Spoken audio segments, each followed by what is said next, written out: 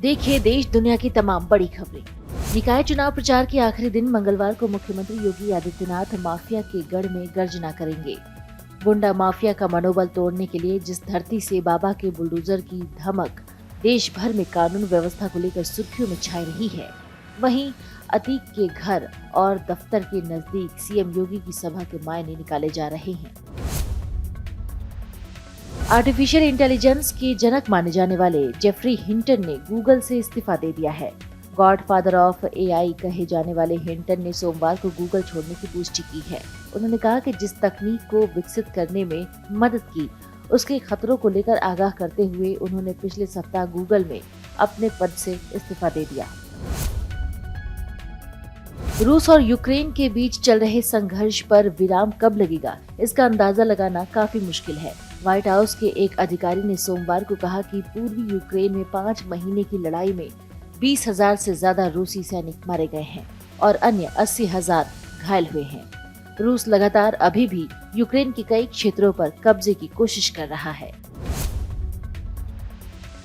एशियाई विकास बैंक यानी एडीबी की वार्षिक बैठक में भाग लेने के लिए वित्त मंत्री निर्मला सीतारमण आज से दक्षिण कोरिया की 4 दिवसीय यात्रा करेंगी। इस दौरान वो एडीबी के बोर्ड ऑफ गवर्नर्स की 56वीं वार्षिक आम बैठक में भाग लेंगी। साथ ही निवेशकों को संबोधित करेंगी और गवर्नर्स बिजनेस की वार्षिक बैठक में भी भाग लेंगी। रक्षा मंत्री राजनाथ सिंह का सोमवार को मालदीव में गर्मजोशी से स्वागत हुआ। मालदीव की रक्षा मंत्री मारिया दीदी उत्तर माले एटोल में बेलाना हवाई अड्डे पर उनका स्वागत करते पहुंची। मालदीव के रक्षा बलों के प्रमुख मेजर जनरल अब्दुल्ला समाल और कई अन्य वरिष्ठ अधिकारी भी उनके साथ मौजूद रहे। बतौर रक्षा मंत्री ये राजनाथ सिंह की पहली मालदीव यात्रा है। किसी भी पहल की सफलता लोगों पर पड़े इसके प्रभाव से मापी जाती है। ये बात प्रधानमंत्री नरेंद्र मोदी ने युवा संगम युवा विनिमय कार्यक्रम के तहत असम का दौरा करने जम्मू कश्मीर के एक नजाकत चौधरी को जवाब देते हुए कही। संयुक्त राष्ट्र महासचिव एंटोनियो गुतेरेस ने सोमवार को कतर की राजधानी दोहा में अफगानिस्तान पर बैठक बुलाई। इसमें भारत भी विभिन्न देशों के विशेष दूतों के साथ भाग ले रहा है। बैठक का उद्देश्य तालिबान के साथ संवाद को लेकर एक आम समझ विकसित करना है। वहीं इस वार्ता के लिए अफगानिस्तान की तालिबान सरकार को आमंत्रित नहीं किया गया है। वित्त मंत्रालय ने बट्टे खाते में पड़ी कम रकम की वसूली पर चिंता जताया है। इसने कहा कि सरकारी बैंकों को कम से कम 40% तक की वसूली करनी चाहिए। इस समय बट्टे खाते से वसूली दर 15% से कम है।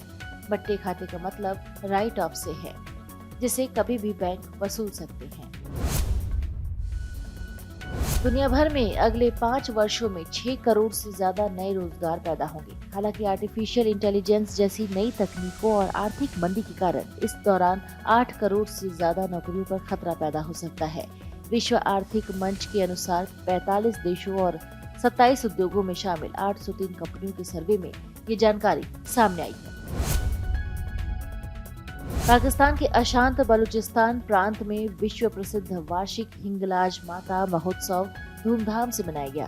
सोमवार को संपन्न हुए सदियों पुराने इस धार्मिक महोत्सव में पाकिस्तान और भारत के साथ अन्य देशों के श्रद्धालुओं ने भाग लिया।